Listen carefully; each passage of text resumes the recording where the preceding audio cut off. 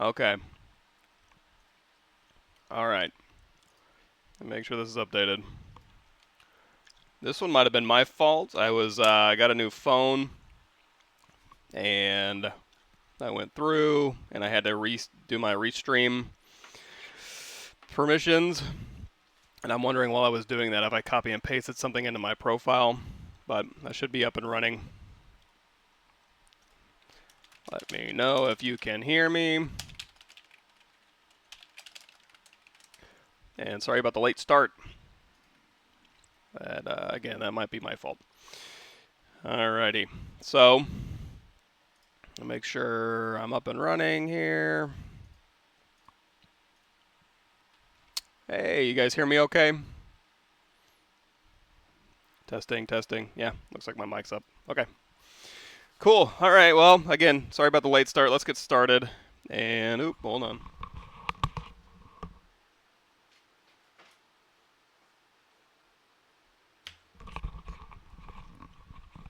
Can't use ZBrush without my tablet. Alrighty. So, we're going to start with, if you haven't seen it yet, let me go ahead and load this up. So we got my YouTube channel, and we got Pixelogic YouTube channel. On Pixelogic YouTube channel, we just had the ZBrush Summit. And if you go to,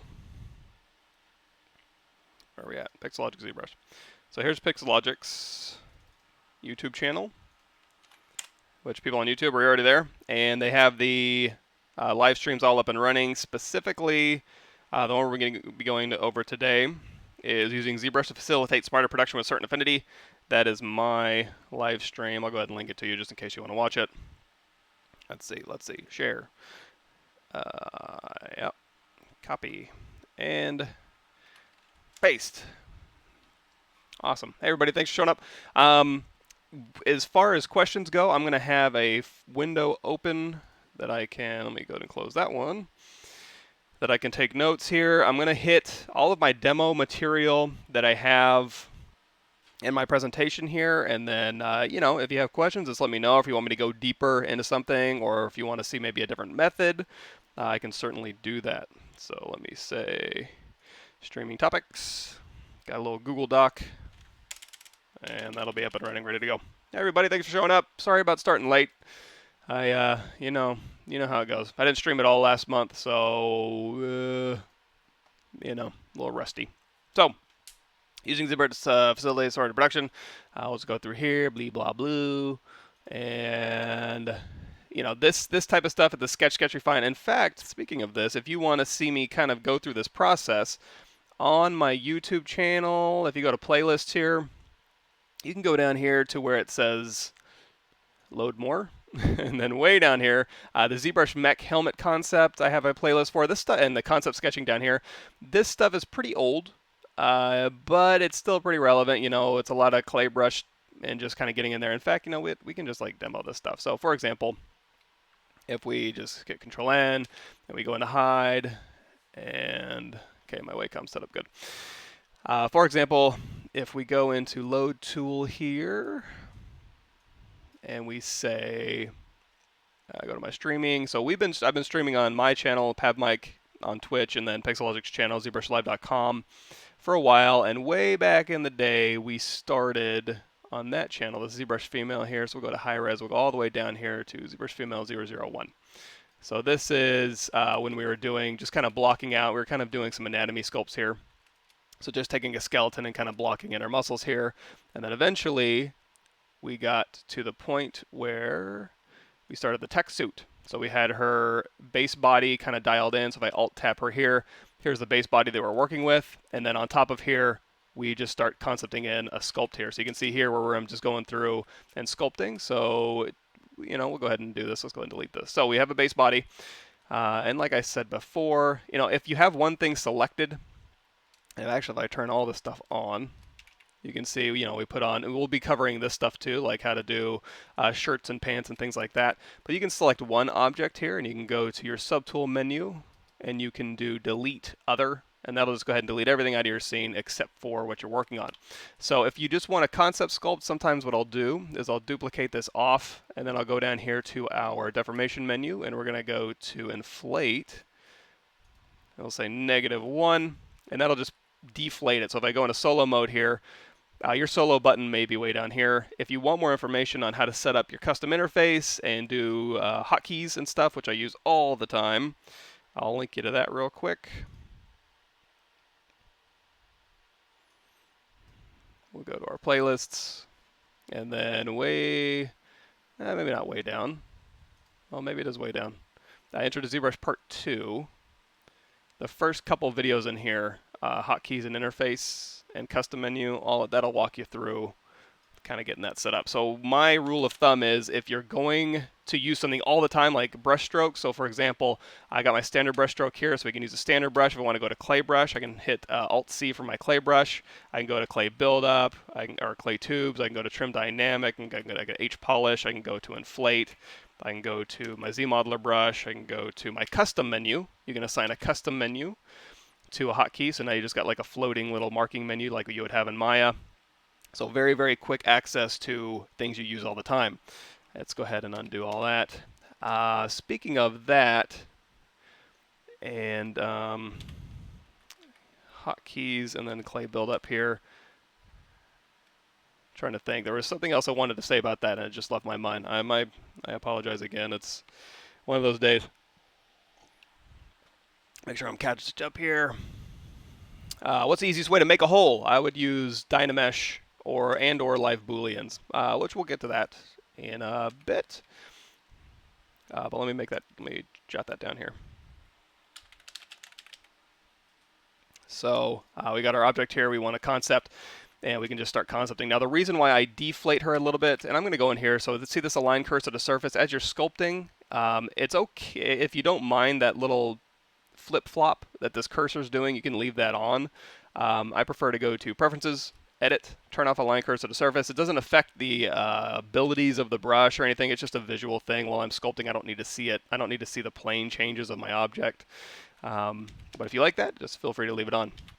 So now one thing you can do, of course, is you can go through here and you can just sculpt. And because I deflated it, if I go into transparency mode here, they're going to see I'm just slightly deflated a copy of it. So it looks like I'm sculpting new geometry, but in reality, I'm just sculpting on a little piece underneath. It just kind of gives me a visual representation of what's going on here. So that's one way you can do that. So you can go through here and you can just kind of concept sculpt with your clay brush, with your clay buildup here. So you can go through here and kind of build up any forms you would want, and just, concept like this. Of course, you can also keep Dynameshing. So if you don't know what Dynamesh is, we can go out of edit mode, hit Control-N. We can grab a cylinder here, go into edit mode. So this is a primitive here. So if we want to initialize this primitive, we can go down here and we can change our H divides and V divides. You can taper the top if you want to. And then once you're done with initializing this primitive, you can go to Make Polymesh 3D. Now it's sculptable. So we can go through here and we can sculpt. And you can now go in here to Geometry, Dynamesh, and I'll usually turn off Blur, turn off Project, and those hit Dynamesh. And now you're going to see it gives me all new geometry. So as I'm going through here and I'm moving stuff around, you can see the polygons have a tendency to get very squished and twisted and get very kind of non-sculpty. All you got to do is Control Drag if your Dynamesh is on, and then it'll go ahead and remesh, re-Dynamesh those objects there. So yeah, it's Dynamesh. There's a lot of different ways to do that. You got Sculptris Pro as well. You can use Dynamesh and Sculptris Pro at the same time if you want. But generally, I use just one or the other. And when I'm just blocking stuff out, I'll use Dynamesh, generally speaking. So anyway, we're going through here. You can also, you can go in here and you can stamp alphas. So I have, under my brushes here, hard surface, alphas. I converted a bunch of alphas into 3D objects, so now I can go through here and I can swap out these on the fly. This is all done in ZBrush 4R8. This I shouldn't say was done in ZBrush 4R8. These type of brushes came out with ZBrush 4R8. If you want to see exactly how to do these, I will link you to my ZBrush 4R8 What's New playlists. And if you scroll down, you're going to see creating mixing 2D and 3D alpha brushes, multi-alpha brushes from images, that kind of stuff. So that's what you're going to want to look for there. Hey, Harry from Indonesia. Thanks for showing up. How can you center imported FBX meshes to center to World ZBrush without moving it manually? So this one I can answer real quick, I think. So let me put this on my streaming topic just in case. We'll get to that in a second.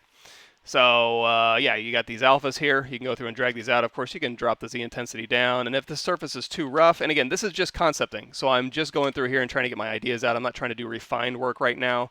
So just going through here and kind of playing around. If you do want more of a refined surface, you can go through here. You can smooth it out. You can also go into your H polish brush, B. If you type in B, that brings up your brush menu.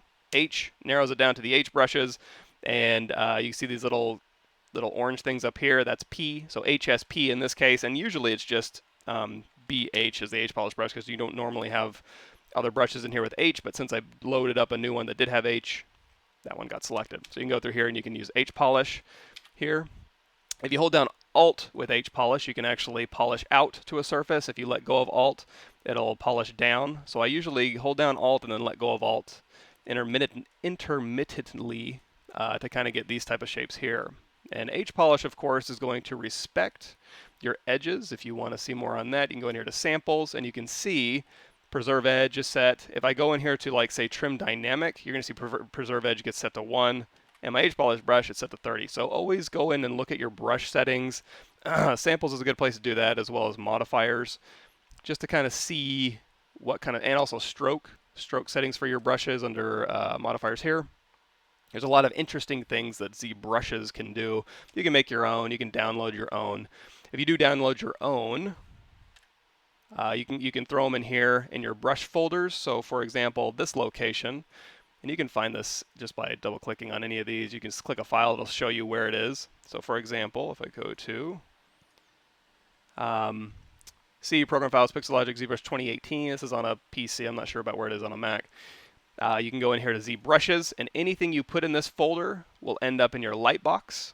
So you can hit the comma key, it'll bring up your lightbox here. You can go to your brushes, you can put a new folder in there, you can double click that folder. All your ZBP files that you download or if you create, you can save them in this directory, it'll show up in your lightbox. If you save them into ZBrush 2018 Z Startup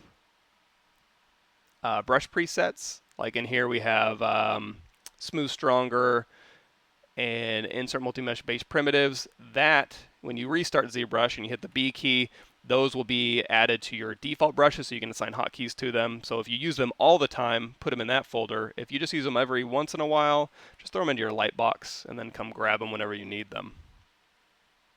So for example, my base primitives, these are just little base primitives that I created. You can load those up, and these ones here, you can hit M as in Michael Pavlovich, and you can go through here and select whichever brush you want, or you can go up through here and you can cycle through here. The cycling's cool. So these are insert mesh brushes. So if I go through here and I'm like, okay, give me this shape here, and I want to go ahead and put that on there, it'll go through. If I hit W and then use these, it'll cycle through all the different shapes. And of course, you can go to brush, insert BI. There's a lot of different ones in here. So like, for example, we'll do industrial parts. And as we cycle through these, you're going to see these are industrial parts that you can use. So you can just insert whatever shapes you want. And because we have this Dynamesh, if you hit Q to go back into draw mode, control drag, that'll unmask your object. I'm going to turn on polyframe here. If we control drag again, it's going to Dynamesh those two surfaces together. Of course, you can do subtractive Dynameshes here. So if I go back to my base primitives and we grab a cylinder, if we hold down Alt, that'll turn that Dynamesh subtool white. So if I control drag again, that'll go ahead and punch a hole. So earlier, there was a question, how to make a hole in an object. So one of the ways, if we grab, you know what, let's grab a cube. And there's a lot of different ways to do this. This is just one. We'll go ahead and say make polymesh 3D. We'll use our gizmo. Gizmo is just W-E-R. You go into draw mode, and this is sculpting, and that's Q. And you can hover over anything in the ZBrush interface. It'll show you the hotkey, as well as if you hold down the control key, it'll give you even more information on that. So for example, I can go into draw mode. If I hit W, that'll go into gizmo mode. And if you'll notice that like move, scale, and rotate doesn't do anything to the gizmo because move, scale, and rotate by default is all through here. There is actually a plugin if you do a Google search for ZBrush plugins, go to the Pitchlogic Download Center, or just click on the ZBrush plugins link. Z-Color, if you saw the new, oh, I need to download this and try it out, the Friday presentation of the ZBrush Summit, they went over this a little bit, as well as this metal quotes and intersection masker. But if you scroll all the way down here, you're going to see there's a gizmo swapper. So this will allow you to use a, for move, scale, and rotate, it'll just have move, it'll just have scale, and it'll just have rotate. I like having all three, but if you don't, go download the gizmo swapper and install that. Your Z plugins will end up being over here. So in the Pitchlogic Download Center, at the very top, these are the ZBrush 2018 new ones that just came out. All of these plugins here are already pre-installed, but if you need to reinstall them, I guess you can get them here. And then all these ones down here were created by Pitchlogic employees, and you can install them. All you need to do to install them is you just click the download page. It'll give you a zip file. You can 7-zip those extracted files, and then again, just go to your C program files, Pitchlogic ZBrush 2018. Z startup, zplug 64, and you're going to put your data folder in there, your Z script in there. You probably restart ZBrush to be the safest way to go. Then go to your Z plugins, and then you'll have all your new plugins. They'll be over here, and you can use them however you'd like. So anyway, we got this guy here, and what we're going to do is poke a hole through him. There's a lot of different ways to do this. One way is if you're using Dynamesh, like we were just talking about. Geometry, Dynamesh. I'll go ahead and turn off blur.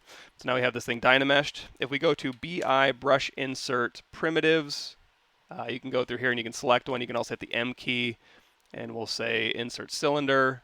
We can drag this out. If we drag out and then drag back in, it'll make it thinner. That's a feature. And if you start dragging out, you hold down Control, it'll snap it to your brush size. Also, if you drag one out and then you hit W and you hold down Control, it'll drag off a copy. Also, if you drag one out and you have your gizmo here, I'm going to hold down Alt and hit this reset orientation. If you want a lot more gizmo functionality, again, ZBrush 4R8, what's new? Gizmo, all about the gizmos, the first like 5 videos. I'll go ahead and link you guys to that again. And that'll show you all the gizmo stuff. But one cool thing with the gizmo is you can hold down Control, start dragging, let go of Control but keep dragging, and that'll go ahead and spit out these copies. Like so. You can also use Array Mesh, which we'll get to in a bit, but we have this one here. So now, if I control drag again, that's going to be an additive Dynamesh. If I undo that, and we just have this one sitting here, since it's its own polygroup, every time I drag out, it gives it a different polygroup here. So if I control drag to unmask and then hold down Control Shift, I can isolate any one of these separate polygroups here. In fact, if we go to the polygroup menu, and we do an auto groups, anything that's not vert welded, and these things aren't because they were just inserted right on top, those will get an all brand new polygroup here. So if I control drag this, they're all going to additive Dynamesh. And what that means is they've been sucked together, they've been Dynameshed together, and now they're all part of one piece here. So if I undo this, to where they're all still separate pieces, and let's say we go Control Shift, isolate this one, and then under the polygroups menu, so here's your tool menu, and if you want it docked over here, you can double click these little dividers, and you can click these little white buttons to get rid of menus. You can grab any menu out of here, grab that white button and just throw it over here. You can hide the docking by double clicking it, open it up, and you're good to go. So polygroups, there is a group as Dynamesh sub. If you click that, it's going to turn it white. So white Dynameshes subtract. So if I control drag now, it still does an additive. So let's try this again. Let me just move this in real quick. It still wants to do additive. Let's go ahead and I'm going to hold down Control Shift, isolate this one. We'll go ahead and do geometry, modify topology. And I always joke that I say this one way too much. Geometry, modify topology, delete hidden. Now instead of going through and opening up all these menus, if you want to open up multiple menus, hold down Shift, and that'll allow you to open up multiple menus. And so that way you can have modify topology opened up and then also like crease menu if you want to. But you'll notice I have geometry, modify topology, delete hidden in here because I use it all the time. And you see when I roll over it, it also rolls over it in my custom interface and in my usual interface. So let's do this again. If we go to BI brush insert primitives, I'm going to hit M, grab a cylinder, drag that out, drag it back in to make it thinner, hit W, move that in, control drag again, it's additive. Let's go ahead and isolate this one. We will polygroup, group as Dynamesh sub, control drag again. Now it'll cut a hole through. And of course, when we do that, we can also make copies, and you can control drag and cut out multiple holes. So this is making holes using Dynamesh, one of many methods you can use. And I think that's it. You can also mix and match. So if we go to brush, insert, industrial parts here, hit M, and we'll just grab some screws on here, control drag. It seems like it kind of breaks that Dynamesh sub functionality. So it might be easier. We have an object here. It's like, okay, I'm going to make these additive. Go ahead and make them additive. And then if I want to go to brush, insert, primitives, grab a cylinder. Now if I hold down Alt, it's going to flip the normals of that object. If you want to see both sides of the object, go all the way down here to display properties. And there's double. You can turn that on. You can also flip your normals, but in this case, we'll just turn on double temporarily so we can see it a little bit better. We'll move this into place. Control drag again, and now it'll cut out. So also, just really quick, you can also grab out a cylinder here. And you can see how this is automatically masked off. If you go into your brush settings and you scroll down here to auto masking, you're going to see by default auto mask mesh insert is turned on. So as you drag out a new mesh insert, everything else is going to stay masked. The reason it does that is so you can quickly go in here and manipulate the last object you drew. And then you can just Dynamesh everything together if you want to. So you're dragging that stuff out. You're making new insert mesh brushes. I think that's all right. I think that's all we need to cover on this stuff. I mean, there's a million. I mean, we can keep going on here, but I think you guys get it. We kind of went off on a kind of a long tangent when all we were really talking about was just doing concepting. And of course, you can use insert mesh brushes to concept. You can do subtractive. You can also go in here and use alphas to go through and start punching in. You can punch in this detail, and then hold down Alt and punch in this detail. And you might be thinking, well, if I'm putting in all this shape detail and stuff, how do I get like a nice sub-D version of this? Well, you can use ZRemesher sometimes. Sometimes you can go through and rebuild it. But at this stage, I'm not overly concerned about that. All I'm really concerned about, and in this case, if I want to cap these things, I'm just going to do a quick cylinder, throw them in here. Stick these in here, control drag, and again, I'm just getting very quick reads. I want to get my forms done. I'm not worried about like, how is this going to resurface? I don't care about that. I'm just going through here and making big form change decisions. Now, if I hold down Shift to smooth, you're going to see my Z intensity. Kind of takes a long time to smooth. Usually, when you're concepting and just doing your base mesh stuff, this Dynamesh resolution you can keep pretty low. And that way, the lower you keep the resolution, the faster it'll respond. But also, it's not going to really be nice to kind of sculpt with, depending on the details you want. But again, if you're just getting your ideas out, I would suggest going low. If you do want to get a little bit more shape information or surface information, you can go into your Dynamesh resolution, which is over here. You can crank that up, and then drag, and that'll just increase that resolution that you're working on. So there's that. And you're just, again, getting your big reads. And of course, just like anything else, you can go through here, you can mask, you can pull these things in, you can use any of your brushes that you want to. You can use insert mesh brushes, you can insert mesh curve brushes, which we'll get to in a bit, just to kind of explore the different shapes that you want to use. Another one I like to use, brush insert model toolkit. If you kind of want to, hit the M key, we'll grab this thing here. If you insert on either side, it'll insert to the right, to the left. If you start scaling, it's going to go way out and way in.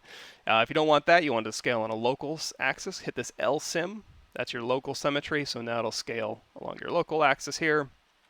And if you just want one down the middle, just make sure the icons goes down the middle. Then control drag again. And now this is all stuck together. Oh, that's one thing I did want to mention.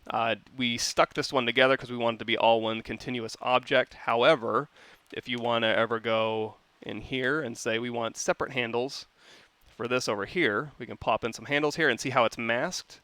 Go over here to your subtool, split, and you can split this part, split the groups. You can do any of these. I'm going to go to split unmask points. What that's going to do is split these handles off into its own subtool, and now I can hold down Alt, and I can tap the separate subtools I want to work on. So I usually don't go over here and start tapping. I usually just hit Alt and then just tap in my workspace here to start working. Cool. Okay, let me get caught up here. How did you texture the hair in ZBrush Summit female character? I didn't. Tony Reynolds did. We can talk a little bit on the hair creation. As far as the textures go, it was just, let me see. It was probably similar. I really don't know. I'd have to look at them. Let me, I made a note of that one. As far as like what texture went down the cards, I'm not exactly sure how that was made. How I normally make it, I can show you. Let me go to my, I got an image here. It's actually in my slides, but let me get a higher resolution version of it. You can zoom in a little bit.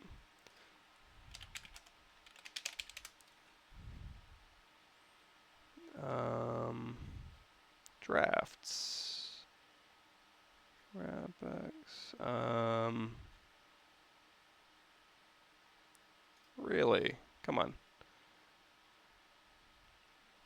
Bear with me.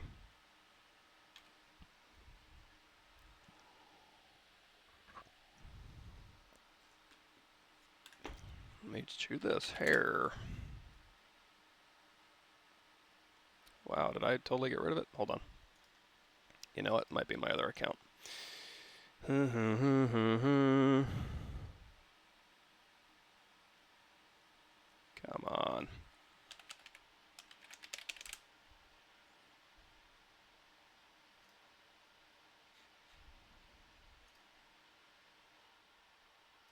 There we go. Nope. All right, let me, let's go to my slides. We're going to skip ahead a little bit.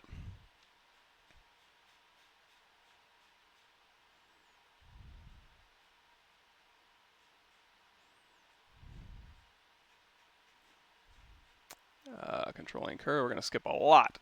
So here is where, so you can see this slide right here.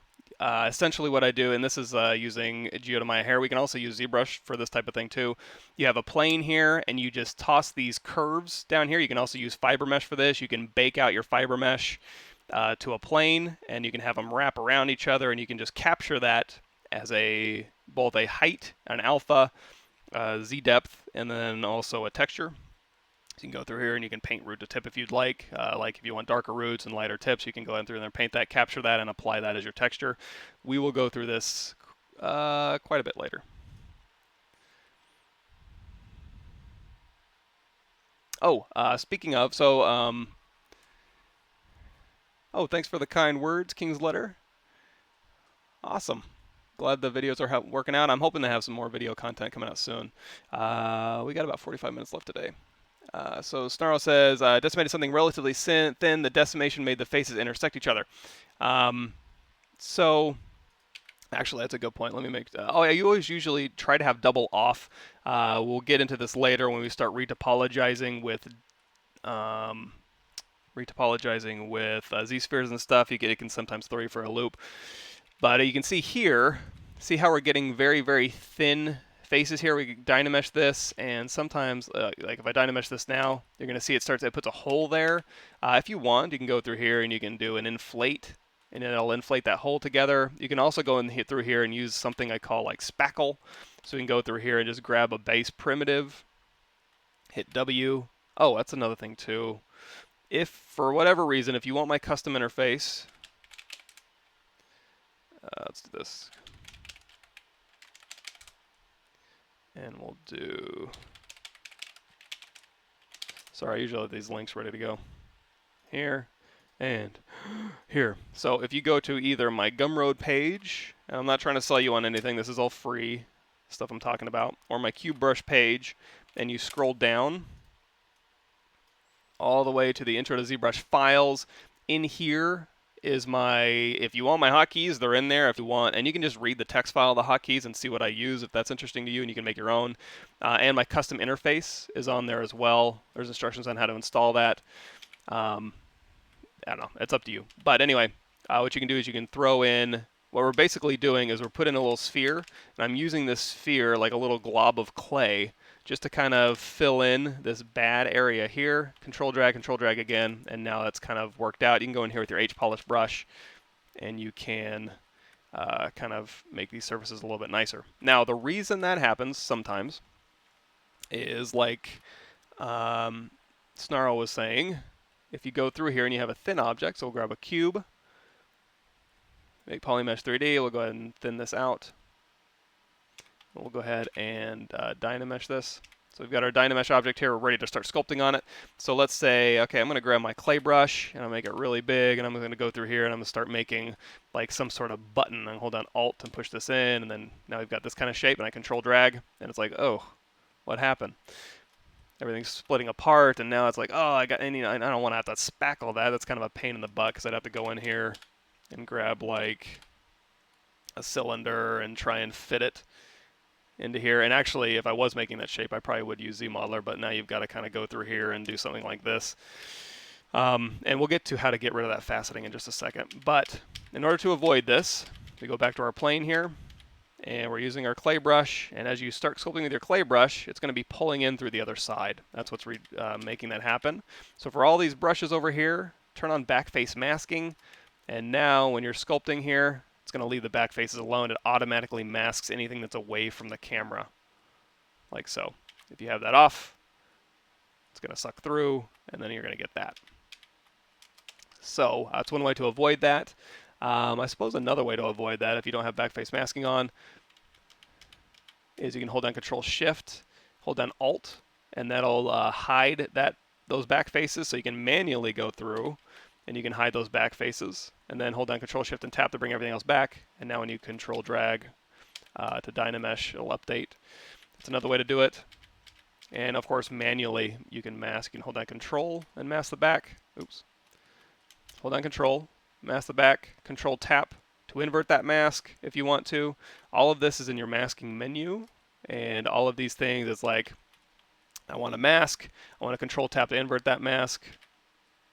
I want to Control tap here to blur it. I want to Control Alt tap to tighten it up. Or you can just do this. You can also do grow mask and then shrink mask. So you can, let's do a sharpen and then shrink and then grow, sharpen. You can get shapes like that. So and there's a lot of implications you can do with masking. I don't want to make this too much of an intro course. I'm going to have intro videos coming out pretty soon. But anyway, to avoid that, make sure you have backface masking on. Let's go back to our character here, and let's keep moving forward with actually making some progress on my slides. I didn't want to make this into a everything thing here.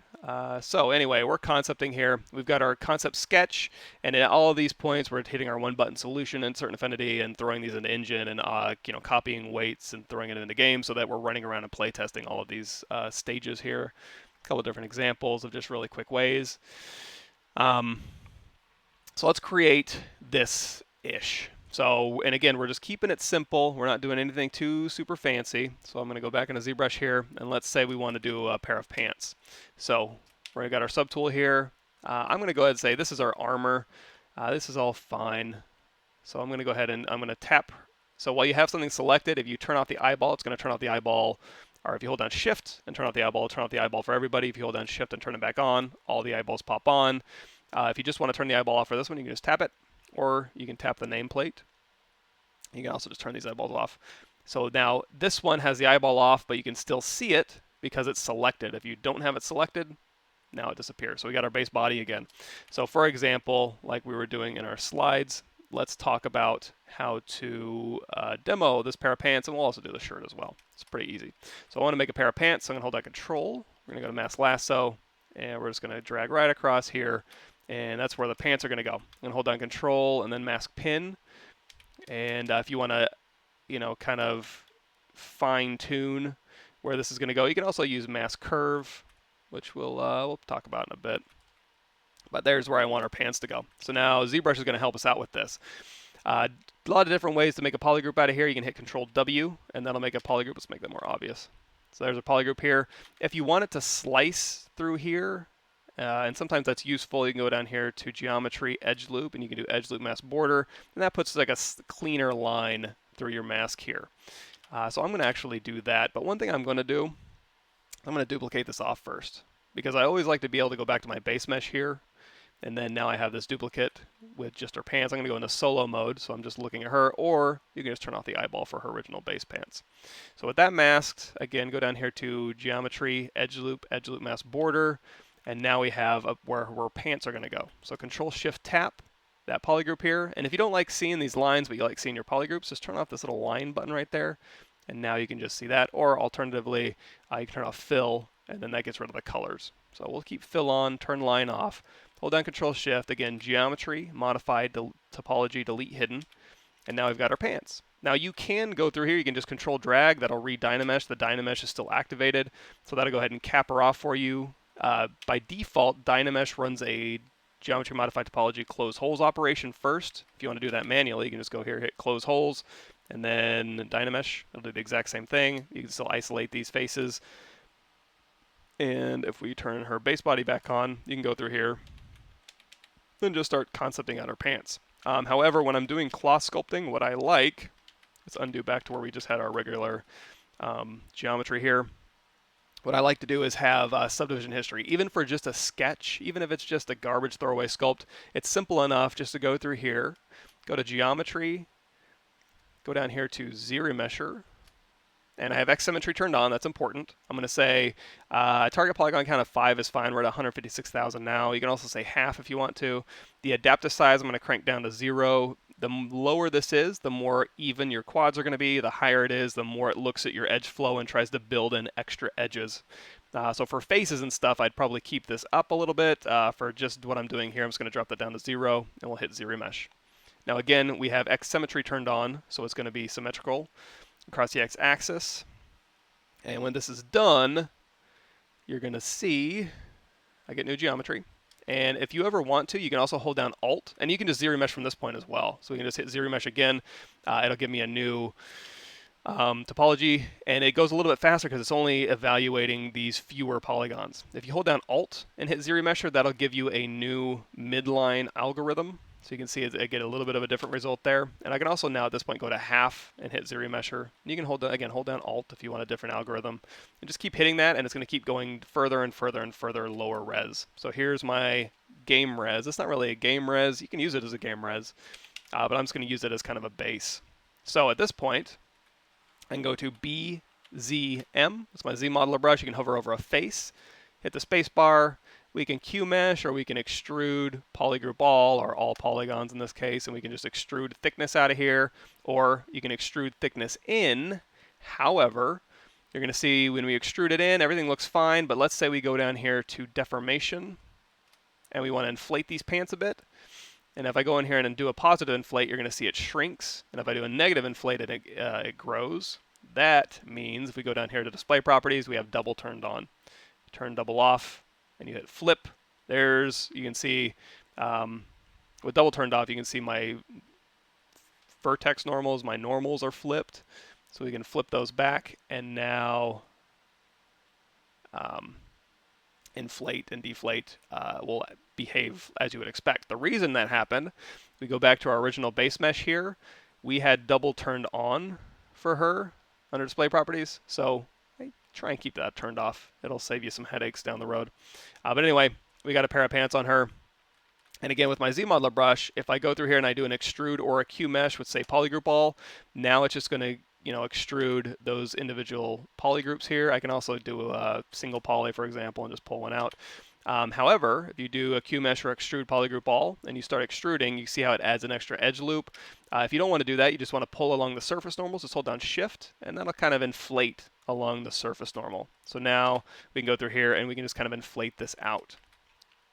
Now, remember, if I do Dynamesh this together, and I am going to sculpt with it, and you're sculpting and you're Dynameshing, remember, these are thin meshes, so you need to have backface masking turned on. This isn't global. If I go through here to my standard brush, it's off. If I go to my trim dynamic, it's off. You can go through here and save these brushes with backface masking on, and then go to Brush, Save As. And if you remember, if we go to ZBrush 2018, C, Program Files, Pixelogic ZBrush 2018, ZBrushes, if you save it in here, those are your lightbox brushes. When you hit the comma key, that brings up the lightbox. That's where those go. If you go to the Startup, Brush Presets, that goes into, that copies the brush. So right now we're doing Trim Dynamic. It'll save it as a Trim Dynamic copy, and then you can use this as a separate Trim Dynamic. If you want to save over the existing Trim Dynamic and you want to have backface masking turned on, you go ZBrush 2018, ZData, Brush Presets, and then if you save over these, so under here, QRS Trim Dynamic, that will save over the real default ZBrush. Now, if you're going to do this, I would suggest copy, do a copy, Control-C, Control-V, and then keep a copy in there just so you always have your regular brush presets to go back to, just in case something goes wrong. But that's how you can save backface masking with these brushes. So just remember that's a thing. Now, if you want to, this is how I would normally do it. So we go back here. I'm going to undo all the way back to where we just did our ZBrush here. And I'm going to go back here. I already know it's going to be a problem. So I'm going to go down here. I'm going to turn off double. So now we have this. Now, I don't want to just start sculpting. I mean, you can if you want to. You can like sculpt and then hit Control-D to subdivide. And that's just adding subdivision history to our object here. But single-sided objects in ZBrush, and when we get into processing tools later for game reses, those just, they drive me up the wall. So I try to avoid doing that. And you can always do polygroups on single-sided, so if you ever want to get back to just a single-sided mesh, you can hold down Control-Shift and isolate it from your caps, and you're good to go. So, for example, instead of just going through here and extruding or Q-meshing out, what I'm going to do is hover over an edge. We're going to go to Close, Convex Hole. Now, if you do a convex hole, you can go through here, and you can like do a convex hole like this. You can pull out an interactive elevation. But generally speaking, I'll just close it like this, and I'll go down here and close it. If you don't care about the polarized cap here, you can just do a regular old concave hole. That's not a mirrored operation. And you can even skip using ZModeler and just go to Geometry Modify Topology, Close Holes. And then I like to do a quick Geometry Modify Topology Mirror and Weld just to get that mirrored geometry across to both sides. Interestingly enough, this actually does a pretty good job of giving you decent topology. If you ever use this, you can go through here and you can use collapse with your ZModeler brush. You can go through here and you can kind of collapse certain edges, and you can also go through here and just delete edge. So you can go through here, and if you go through and you start deleting these edges, you'll notice that it actually gives you pretty reasonable topology through here. So if you hold down Shift and start smoothing, you're going to see, okay, that's actually not bad. That's, you know, you've got quads in here. You've got some triangles that you can go through and collapse if you want to. But in a pinch, if you want some automatic topology, you can use that close holes operation, go through, delete some edges, and it might give you a reasonable result. So now that we have this, again, we want to inflate these pants out just a tiny bit. So extrude polygroup all, hold down Shift to pull along that surface normal, and now we've got a pair of pants on her. And at this point, if we hit divide, we have the smooth modifier turned on. If we hit divide, you're going to see it's going to average those vertices. I like to keep those a little bit tighter, at least to begin with. So we're going to go to crease, PG. That'll crease my polygroup edges. So now when I hit divide, that'll keep that nice and crispy up here. So we can divide again. And at any point, if we want to, if we turn on our polyframe, we're going to see this dotted line means that edge is creased. If we want to turn that off, we can do uncrease all. And now when I hit divide, it'll go ahead and uncrease it. And because we had pretty good subdivisions already, it gives me a nice bevel along that edge. Now the reason I like doing this with cloth is I can always go down to subdivision level 1 again, because now we have subdivision history. And we'll get into dynamic subdivisions later. Those are very, very useful. You can now go through here and start sculpting. And now, because we're sculpting, I like to do my main primary forms at lower subdivision levels. So you can go through here and you can like use your standard brush. And then when we get into details like gene puckering, and you can also use your inflate brush if you want to do a quick inflate pass just to make sure it's covering her skin. Go through and inflate. Now, because we capped it, I don't need to worry about inside faces. They're not. It's not a thin mesh. It's just a very. It's a capped mesh here. So you can go through here and you can step through your subdivision history or hit Control D, and now we're able to go through and start sculpting. Now you're going to see by default, if I go up here to the stroke menu, lazy mouse is turned on. It's a lazy radius of 1 for my standard brush. If I crank this up, you're going to see that line that comes out. That makes it a very smooth stroke. You can toggle lazy mouse on and off by tapping the L key. So if you want it off, just tap L. If you want it on, you can tap L. And if you want to make that more or less smooth of a stroke, just go up here to your stroke menu and then crank this lazy radius down to something that's a little bit more palatable. So anyway, that's you can go up here to this undo history and you can just drag backwards. And that'll go through your undos. And now you can just go through here and you can smooth, you can inflate, and you can just sculpt your primary and secondary forms. Now, you may also notice on my YouTube channel, I have a Marvelous and ZBrush Quick Start. If you're proficient in Marvelous and you have avatars, you can even export this as an avatar. And templates already set up, you can very quickly create, even for concepts, very, very quick cloth instead of going through here and sculpting it.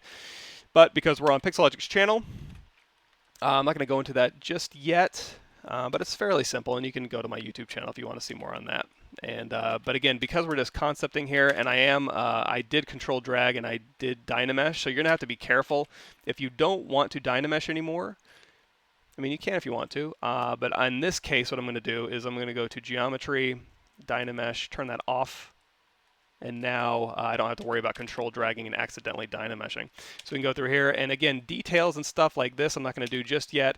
I'm just doing primary reads here, like so, and then you know, the long forms, and then where it bunches around the knee and the leg, and depending on what type of cloth you're making, that's where a good reference comes in. And even if it's just you wearing a pair of jeans that you take with your phone and just take pictures in the round, it's very, very useful. Or use Marvelous Designer, or you know, learn how to sculpt cloth. That's not my favorite thing in the world to do, but you can start sculpting your primary and secondary forms. You can continue to subdivide, so hit Control D or just hit this divide key, and now you're going through and you're sculpting. And now at this point, you can start putting in details here. You can start like adding, looks like our clay tubes brush lost our alpha there. You can go through here and you can start adding this type of detail. And again, the higher res you go, the more detail you'll be able to get. So now, if I was doing this detail at like subdivision level 3, and then I went up, you're going to have to like keep cleaning it up every subdivision level, and that's not ideal. So that's another reason why I like to have subdivision history when I'm sculpting cloth, because I can always step down and I can refine my primary and secondary forms, and then I can go all the way back up. And then I can go in here, we'll use like the Damien standard with the laser radius up just a little bit. You can go through here and you can start cutting seams. You can also hit the comma key, go in here to brush, and we'll do, what am I looking for here? Weave. No, I'm looking for stitches. So with the stitches, like this one for example, you can take this alpha and you're going to roll this alpha through your object here. And if you go to stroke menu, you're going to see roll is turned on, so it's actually rolling this alpha as we go. So you can make stitch alphas, you can just roll along your object. You can make jeans puckering, which we'll get to. Let me make sure I make a note of that here.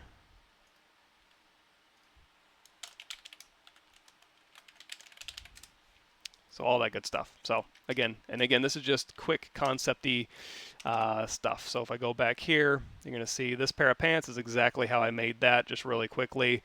These little tube pants over here, hold on.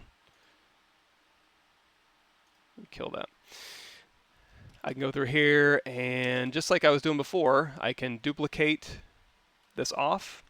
And in fact, with this duplicate, if I go down to subdivision level 2, you can see I already have concentric lines on here, or even subdivision level 1. So I can do delete higher. I can hover over an edge here. I can go to polygroup, polyloop, and then just tap. You can tap Alt if you want to cycle through polygroups here, but I'm just going to grab, say, these 3, isolate them, delete hidden. Let's go ahead and just do a close convex hole. We'll go ahead and cap and cap. Control Shift tap these polygroup. It's not going to do it. Let's go to polygroups, group by normals. And then again, it's not mirrored, so geometry, modify topology, mirror, and weld. And then we'll do another under our geometry crease menu, crease PG. And now we can hit D for dynamic subdivisions, and that turns on our dynamic. We'll get more into this in the hard surface stuff, but if you want to, you can hit Control D and start sculpting on this, or even better, since it is going to be kind of like maybe a ribbed surface. Let's do this. Let's go Insert Single Edge Loop. Hold down Alt. We'll get rid of these. We'll go to Insert Multiple Edge Loops, and we'll pop these in here. And now what we can do is we can go to Inset Polygroup All Region, and that'll go ahead and inset all of these faces. You can tap these faces to inset them as well. And now we go through here to QMesh Polygroup All. You can just QMesh this out, QMesh this out. We'll hit D for dynamic, and now we have like a ribbed surface here. And then you can go through here with your Move brush or your Gizmo brush. Make sure you have L.Sym turned on if you're going to use your Gizmo. And now we have like a little ribbed surface like that. So that's one way to accomplish that kind of look. Let me catch up on my notes here.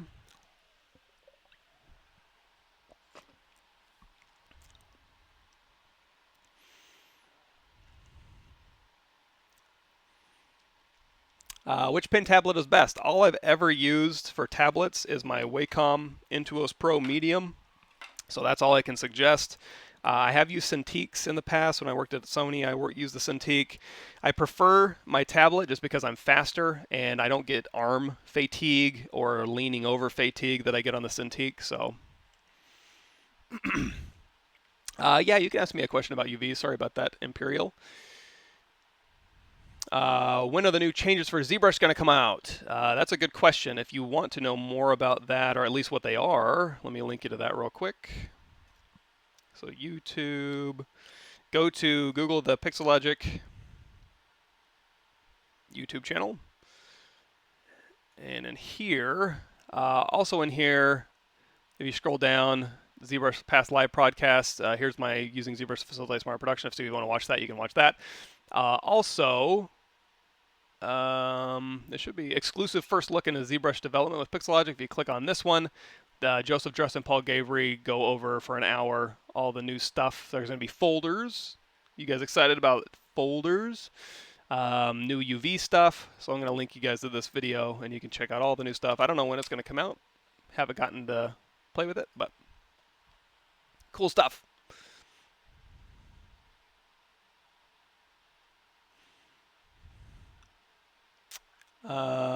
Yeah, it's 7:41 a.m. here. It's not. This is really the only time I can stream. I've got about 20 minutes left today. Sorry I got a late start. So Tuesday mornings I usually stream on Pixelogic's channel here, where you guys are at, and then Thursday mornings I'll be on my channel, PavMike, Twitch, and then on my YouTube channel is where it'll get backed up. So, can you show us how to add a detail in entire object, like for example, wool on a hat? Yes, that'll be surface noise. We'll get to that. We can get to that now. I don't know that later on is going to be any better of a time, so let me go ahead and make sure I add that to my streaming topics here. You know what? We'll do Gene's puckering and we'll do surface noise now.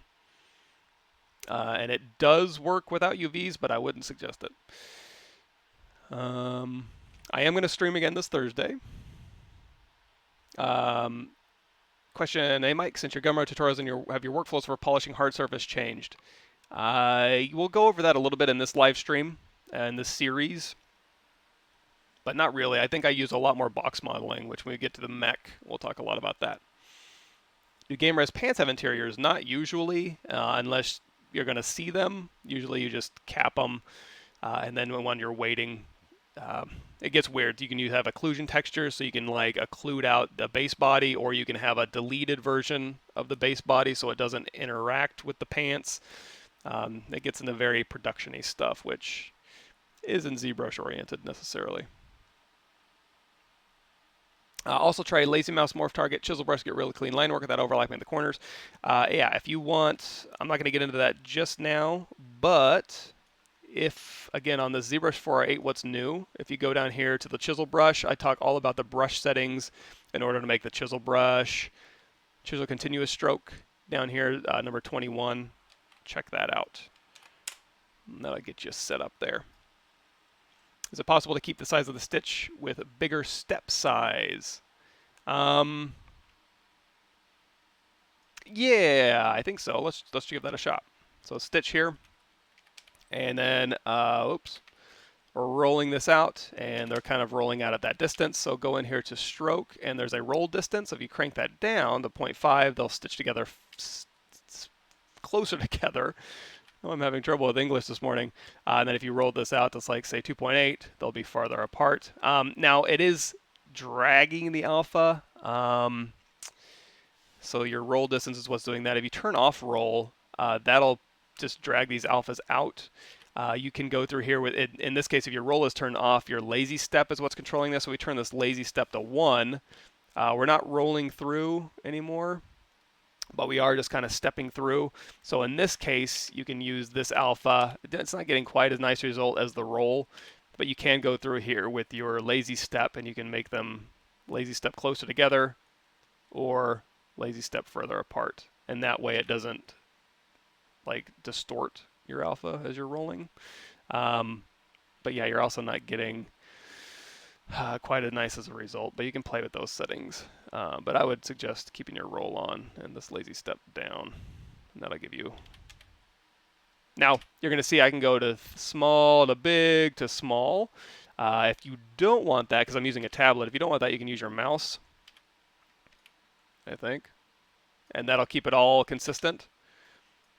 You can also go in here to your brush settings, and you can say tablet pressure. Right now I'm using global settings, smooth brush modifiers. Let me see if I remember how to do this here. I do it with my chisel brush. Let's see, orientation. That should be right. Let me go to my. Okay, yeah, okay. So, for example, my chisel brush, global settings is turned off, so you can go in here. So let's say we're using our chisel brush here to cut through a very precise line. But you can see I'm going from thin to thick to thin. If I don't want that, I can say turn use global settings off. I can crank this.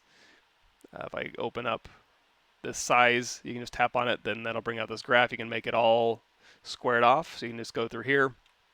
And you know what, I'll just go ahead and show you. The chisel brush here, it'll go through and it'll cut through as long as you don't lift up.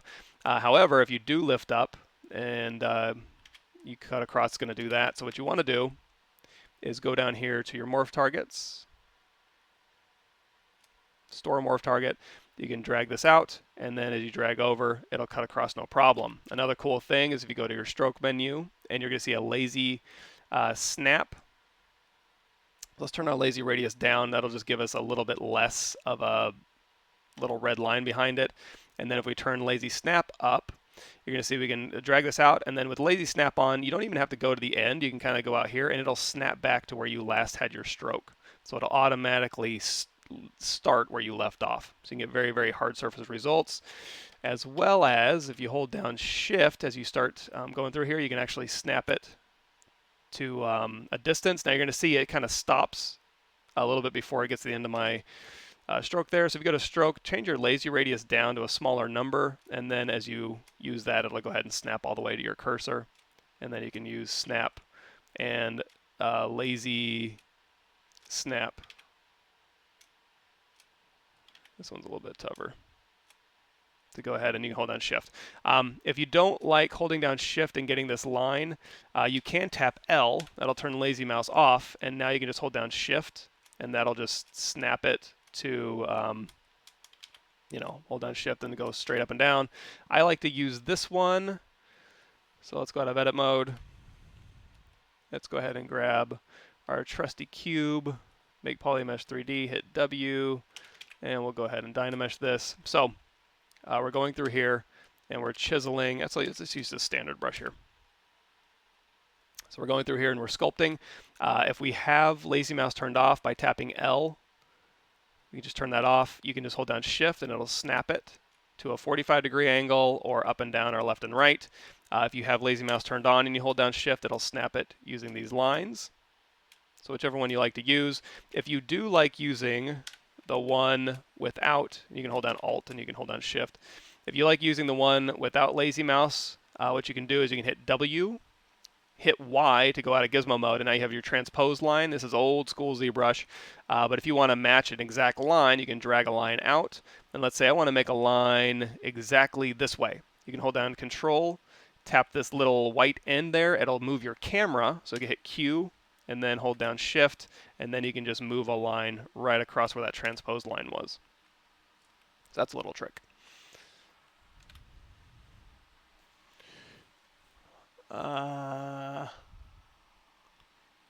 Yeah, so when you import an FBX, let me see if I have an FBX to import, or really any mesh you import, and let's say it's not on world center, but you want it to be. If you go to geometry, position, you're going to see X, Y, and Z position. Just take that X position and zero it out, Y, zero it out, and it should drop it right into your ZBrush 000 world position. You can, if you have an object over here and you hold down Alt and you go to Unmatched Mesh Center, or underneath masking here, we now have a new Go to Unmatched Mesh Center button. That'll snap it to your middle of your object. And now if you hit this world button, if we turn on our floor, if we hit this world, this little house button here, that'll snap it to your 000 center world. The reason why it kind of moved is because, well, maybe it shouldn't have, because this is all one subtool. This button here will move to your world center. So you can go through here, and if your object's here and your gizmo's here, you can hold down Alt, or you can go to Unmatched Center. I'm going to reset my gizmo pivot, and I'm not going to hold down Alt. I'm just going to hit the house key. It'll snap it to 000. You can also go to Deformation Unify, but Unify not only does world center, it also makes it the size of a ZBrush primitive, so it's going to scale it. So I wouldn't necessarily, do that. But that's another option for you. How would you make ripped cloth? Mask and delete mask, there's another trick. Let me make sure. We'll stick with cloth for a minute here since we're talking about pants. So we're going over pants. Let's get rid of those chisel marks there. For cloth, that would be something.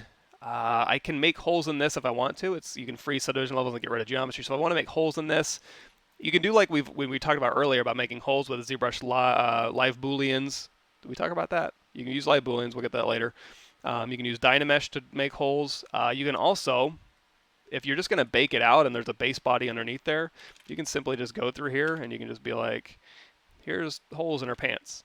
And you're going to bake this out. Of course, if you're going to solo mode, you're just doing this. You're not really making holes.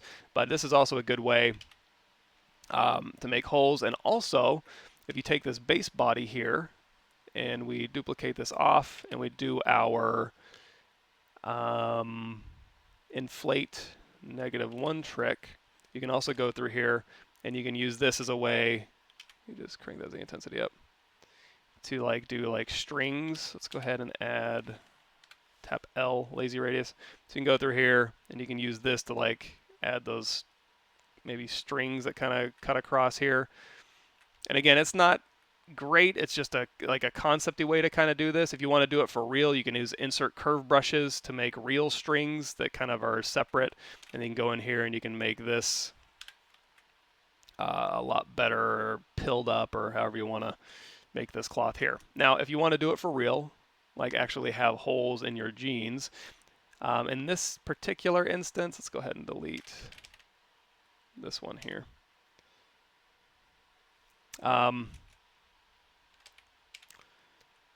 Again, it's not going to work great because we have it capped, so it's not actually thin meshes. We can try it just as a thin mesh here. So if we have this mesh here, we go down to subdivision level 1, and we'll go ahead and we'll delete higher. And it's like, okay, let's go ahead and hold down Control Shift to isolate this, geometry modified topology, delete hidden, and then we'll actually make Q mesh, polygroup all, a thin jeans mesh, and then we want to poke holes in here. I'm going to hold down Alt to kind of push through. We'll do Q mesh, polygroup all, just pull that back, and now we've got a hole in our jeans. So as we're subdividing, we'll have geometry that we can kind of go through, and we can snake hook this stuff down and kind of make it whatever kind of genes that we want. So we'll have an actual hole in our genes. If at any point you were subdividing this up, so let's say we were subdividing this mesh. Let's do that. So we're going subdivide, subdivide, subdivide. We're sculpting on our mesh here. We're going to standard brush, and we're sculpting our pants, and we're happy, and we're like, oh, you know what? I wish I had a hole in this. What you can do is you can hit free subdivision levels. That'll go to subdivision level 1, and now you can do whatever you want. You can make insert mesh brushes. You can go through here. You can do like insert edge loops if you want to, any number of things you want to do. But if you do go through here and you do QMesh a hole backwards, and then you unfreeze, what that's going to do is bring your subdivision levels back and then update your geometry. It might not be perfect, but it'll give you something. And then now you have a hole in your pants that you can go through and do whatever you want to. So a lot of different ways you can do that. And because we're talking about cloth a lot, let's go ahead and say we want to do some details here. So again, you can take your Damien standard, you can cut a seam across here, but what do you want to do, like jeans puckering? Let's go out of edit mode here. Let's grab our plain 3D. Go into edit mode. Let's make this, we can make this polymesh 3D. If you want just a single plane, you could go to initialize and do that, or you can just do reconstruct your subdivision history down to nothing, delete higher. I'm going to make this a little bit thinner, and then to make this a little bit more evenly quadded, I'm going to go to insert multiple edge loops, and we'll just toss in some evenly spaced quads. Hit Control W. It's all creased, so I'm going to go to geometry crease and then do uncrease all, and now I've got a nice quadded out shape. There's a lot of different ways you could Z-remesh this. You can do a unified skin, but this is easy enough. So now, let's make a jeans puckering texture. So what I'm going to do is when I'm in geometry, I hit Control D. That's going to average my vertices. It kind of makes the edges kind of melt. So I'm going to turn smooth modifier off, hit divide, divide, divide, and now I can start making a jeans puckering texture. So one way I can do that, I can hold down Control. Let's hold down Control on this one. Control Tab to invert that. I'm going to hold down Alt and grab this right here. I'm going to go in through here, this top, and just kind of rotate that out so we can get a nice straight line through here. And then that'll give me just a line down through this. We can also go through here when we can use scale. So that'll give me a little overlap here. So now as I hit continue to divide this up, actually we can go ahead and turn, once we've divided it up a bit, I don't mind going back, turning smooth back on. And now we can go through here and we can actually use smooth, and we can just dial this back a little bit. So we can have like a little fold in our cloth here, and then across here, we can go in here with our standard brush. I'm going to go ahead and mask this part out. And then as we're using our standard brush, we'll have lazy mouse turned on, just tap L, and we'll go through here, and we'll just do, come on, like a puckering type jeans texture. And there's a million different ways or different shapes. Let's hold down Control and tap. We can invert that. And then on this side here, you can do like, I don't know, any smaller shapes you want to see, or if you just want to leave that alone, feel free. And then now we've got kind of a jeans pucker texture here. One easy way to grab this alpha is to go out of edit mode, go up here to your simple brush, and grab your MRGBZ grabber.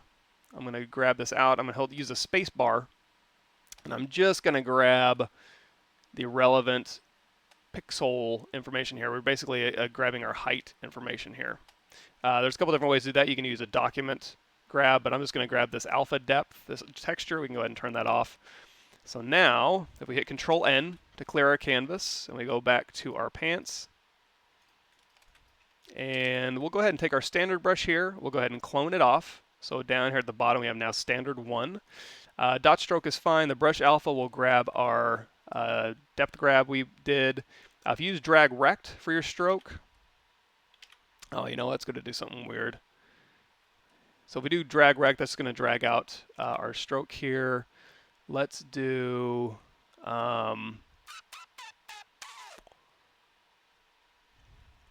do a dot stroke, and now we're just dragging our alpha through here. If we go over here to our stroke menu and we have our lazy mouse on, but our lazy step turned up, now we're going to be dragging out copies of that. But also remember, if you go in here to roll, now you can roll your alpha through. And if you want to make changes to your alpha, you can go over here to alpha, modify, and make changes. You could do blur and streaks and V and horizontal and vertical tiles. I'm going to do a flip horizontal. So when I drag out, the seam is on the left-hand side. And then stroke lazy mouse. Let's crank that lazy step down, have our roll distance set to 1, and now turn our Z intensity down, and now you can kind of roll that pucker texture through that you made. And that'll be kind of a jeans pucker texture. So you can do holes, you can do scraggly stuff, and again, you can always go back down because we have subdivision history. You can change your primary and secondary forms, and then go up here and again do your detail work, like so. And of course, looks like I need to go ahead and, let me see, alpha, flip horizontal. And always use reference. It's actually been a while since I made a pair of jeans, so something like this, but you know, feel free to make your own alpha. You can actually grab image information and convert that to a grayscale. You can go into Marvelous Designer and make a big simulated jeans pucker, for example. They even have a jeans pucker alpha you can borrow somewhere in their settings, but it's easy enough to make your own. So let me go through the questions here. I'm going to start wrapping this stream up in particular. Yeah, translucent shirt. Let me add that to my notes here. And then, yeah, I'm using the Wacom Intuos Medium. Hannibal says, at the update, how can you tell if the pressure setting on your stylus is no longer working? It should be fairly obvious. Like if you're not getting a thin to a thick, let's turn that off.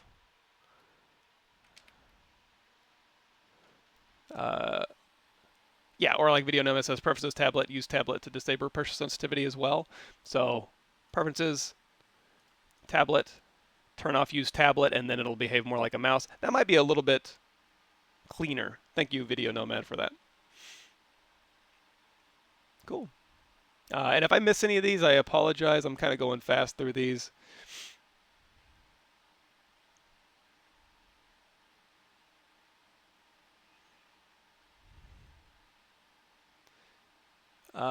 Question, what is FACS? I didn't find it on the web. Can you help me? I'm not sure what fax is, or the context.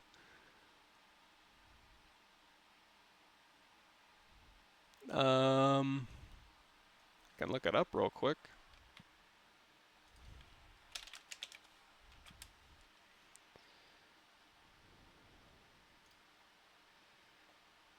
There you go.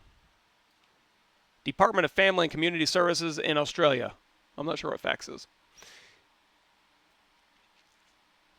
Yes, these are very skinny jeans. Made armor plates using QMesh, but now I want to make them thicker. Do I have to delete everything but the backface again for every armor plate and re-QMesh? No, yeah, if you have armor plates, for example, I'm just going to really quickly use a topology brush. Then we'll make some armor plating. And I'll go ahead and split mass points here. So we've got our armor here. And then if you're just using, I'm going to go through here, I'm going to do a crease tolerance and then hit dynamic. So if you're just using dynamic subdivisions with like a crease level 3, smooth subdiv of 4, and we can go through here and say QMesh, a single poly, we can go pull this one back, run another crease, and then we can, like, I don't know, slide this edge here. So you've got armor plating like this. And as long as you're using dynamic subdivisions, you're always free to go through here and be like, I want this to be a little thinner. So QMesh, polygroup all, just hold down shift, push along those surface normals, push along those surface normals. Now if it is Dynameshed or it is like actual subdivision history, it's going to be a little bit tougher. You can isolate these back portions here, you can mask them and invert them, and you can kind of move them, but it's going to get nasty. So when I'm doing armor stuff, that's why I always try and keep dynamic subdivisions on for as long as possible, just so that I have the flexibility. I can do Shift D and D to go out of dynamic, and I can always go through here and I can either pull along the surface normal, or at any point I can, it's like inset polygroup all region. You can inset a region and then QMesh polygroup all and pull along those surface normals there. And then D, we can crease along our polygroup there, or just run a crease tolerance. And it just gives me a lot more flexibility for armor and not have to resorting to Dynameshing and then, I want to make it thinner. Well, now if it's Dynameshed, for example, if we go here to apply and then Dynamesh, we'll get more into this later, obviously, guys. Turn on local symmetry. You can kind of try and scale it that way, or clip. It's kind of a pain.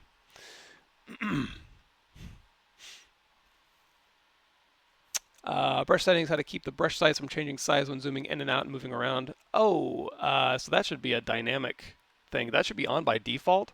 So when you've got your clay brush, for example, and you're going through and it's like, okay, I want to make a clay brush here and a clay brush here, and then I zoom out and I make a clay brush here. See how it's the same size? In fact, let's do this. Let's go to clay brush, drag rect, do an alpha 06, crank that Z intensity up to 100. So we're going to go through here and we're going to actually make this a drag dot and make our focal shift -100. So I'm just basically dragging out this detail, and you see if I make my brush size bigger, it'll make a bigger detail, make my brush size smaller, and make a smaller. If I move my camera out, it maintains the same size. If I move my camera in, it maintains the same size. If you're not getting that, it's because dynamic is turned off. So if I double click dynamic, turns it off, and now I go through here and I'm like, okay, make it this big, and then I'm just going to make it this big, and then I zoom out. It's going to make it huge. If I zoom in, it's going to make it really small because dynamic's turned off. So make sure dynamic is turned on. You can have this dynamic to remember it per brush, so it's not global. But yeah, dynamic on should be what you're using, and that's for insert mesh brushes and stuff too.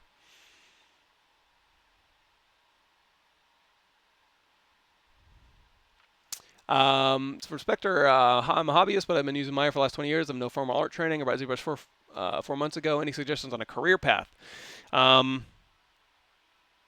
That's a good question. I mean, it kind of depends on what you want to do. Oh, you know what? I kind of have something for this. I don't know if it's going to be all that relevant to you, but if I go to my blog, where's my blog? I'm going to my profile. There's my ArtStation page. And my ArtStation page is kind of a little bit more of an organized version of my YouTube channel. And there's a little bit of extra stuff in here. For example, if you go to, say, the boot tutorial, there's a little image in here. If you make this full size, you can see it'll kind of walk you through the boot tutorial like so. But also, if you go to my blog, I wish this was better organized. Do I need a college degree, motivation, inspiration, 2D versus 3D, and how to break into the games industry? So there might be some okay information for you in there. That might answer some of your questions.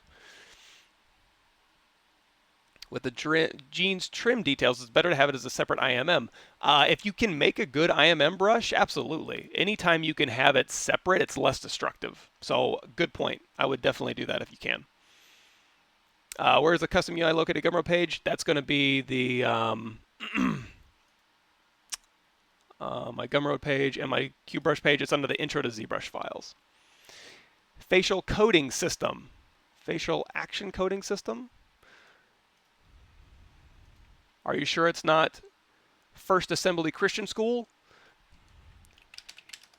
Action coding system. Expressions using the facial action coding system. Text anonymize human facial movements and their appearance with face based on the system. Okay, so this is like, oh boy, it's been a while. Like I remember back when I was in college using, what are they, Phenome? The shapes, we were using Stop Staring, which I assume is still relevant.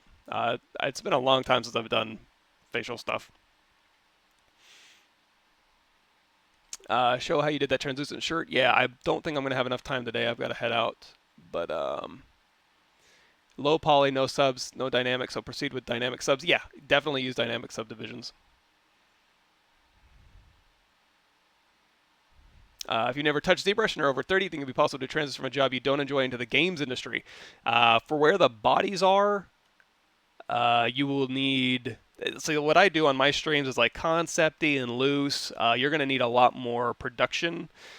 In order to get your foot in the door, it's easier, I believe, to be a production artist. So if you can learn how to do a game res and UV and make props and stuff, that's probably your easiest entry. That's where the most bodies are needed. Environment art usually needs the most bodies per project. So I'd start with environment art and prop modeling and make sure you can bake clean maps and texture and do materials and stuff like that.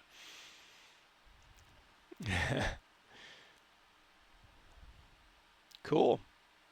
Yes. You beat me, Mordekainer. Cool. Scott Eaton teaches that in his facial anatomy course. Excellent. Alrighty. Cool. So I am going to head out. So we didn't get very far. It's going to be a huge monster series. We'll do this shirt next, how I accomplished that kind of translucent look in ZBrush and in Painter. So on my channel on Thursday, 6 a.m. sharp my time, so 4 a.m. PST, and then wherever you are in the world, show up for that. Embroidery, pattern patches, and detailing. Yeah, let me do that really quick, and then I'll head out. All that's going to be is, for example, we go back to our pants. Where are we at? Go to solo mode. So here's our pants we've been playing around with. So boy, we've been messing with those pants quite a bit. Let me go back to, since we put that armor on there. Let's go back. Okay, so we've got a basic pair of pants here.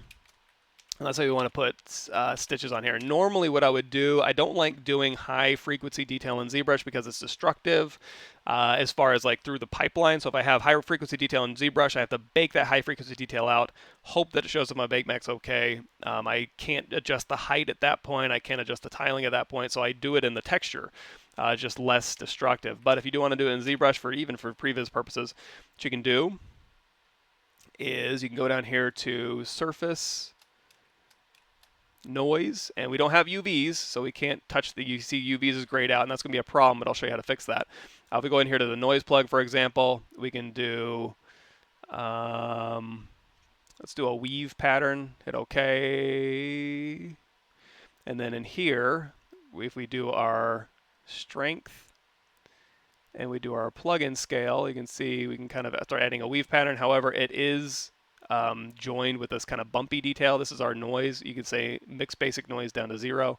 And now as we do our plugin scale, we're putting a weave pattern on here. So you can kind of see we're weaving. Now on the sides here, you're going to see it's doing some very odd things. That's because it's based on, it's basically a planar projection, so it's going straight through her object here. If we turn the noise plug, you can also bring in your own alphas. You can tap alpha, and you can bring in like a weave pattern from wherever. And tile it through here in your surface noise. But if we do that, it has the edges that are bad. So what we can do is we can go with this object selected. Let's go over to our Z plugin, and we're going to do UV master. Now there is new UVs coming out in ZBrush, if you watch that link I sent out earlier. It is symmetrical. We are going to use our polygroups. That'll go ahead and slice these tops off here, and I'm also going to want to work on clone. That'll go to our lowest subdivision level. We can hit unwrap, we can hit flatten, and now we got our UVs. It looks fine. We'll do unflatten, we'll do copy UVs, we'll go back to our working pants here, we'll do paste UVs. So now when we go down here to our texture map, we can go, and if we go to UV map, you're going to see we can delete our UVs, so we do have UVs in there. I'm going to go to create, new from UV check. There's our UVs. Here's our UVs. Everything's fine. Turn that texture off. So now when we go back into our surface, and you want to see the seams, you can also check seams is also another button you can click. So we can go to surface noise here. We go back into our noise plug. We'll go back into our weave pattern. And now, if we turn off mix basic noise down to 0, plugin scale down, strength up, and then we turn on UVs, now it's going to use our UVs, and now we won't get that seam on the side. I mean, we will still get a seam. It's basically the seam where the UVs are, but that's okay. You can kind of control that a little bit better. So now we have a tiling pattern. So we go in here to our plugin scale. We'll just make that a little bit smaller, and then strength that up a little bit. Hit OK. So now we have tiling weave pattern noise. Now this is just a preview. It's what you would call a displacement preview. So if I turn that off, it's gone. If I turn it on and I mask, it'll mask it out. In fact, I can hold down Control Shift, isolate this, mask it, and then it just goes where it's unmasked. I can invert that mask by Control clicking. If you ever want to see your mask, if you want to have a mask but not look at it, just go to your masking options, turn off View Mask, and now you can see where our weave pattern is, so you can determine where this weave pattern is going to go. Now if you want to apply it to your mesh, you can go over here to your surface noise, you can say apply to mesh, and you're going to see, oh, it looks terrible. That's because you need a lot of resolution to get this to show up correctly. So we'll hit divide, unmask everything, and then hit divide, divide, divide. Now we're in like 3.2 million. Now when we hit apply to mesh, now it'll be real on there. But again, it's got to be a lot of resolution. You can also do mask by, unmask by noise and mask by noise. So you can do a mask instead of applying the geometry. So then you can have it masked, and then you can go through here and you can inflate through the geometry how much you want, or deflate if you'd like. Another option is if we have noise on and off, let's undo that.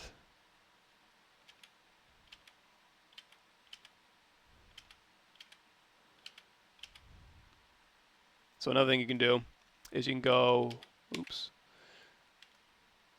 So we have our noise here. You can go to layers, you can add a new layer. You can go down here to morph target, you can store a morph target. So now if you did want to go to, for example, noise, apply to mesh. Let's go ahead and, oh, you know what? Dang it. Let me delete this, and let me go to morph target and delete. We can go Control D, Control D. So we want a lot of polygons here. I'm going to make a new layer. I'm going to store a morph target. I'm going to go down to my noise, and I'm going to apply to my mesh. So now that noise has been applied to my mesh here. And then I can go here to my layer.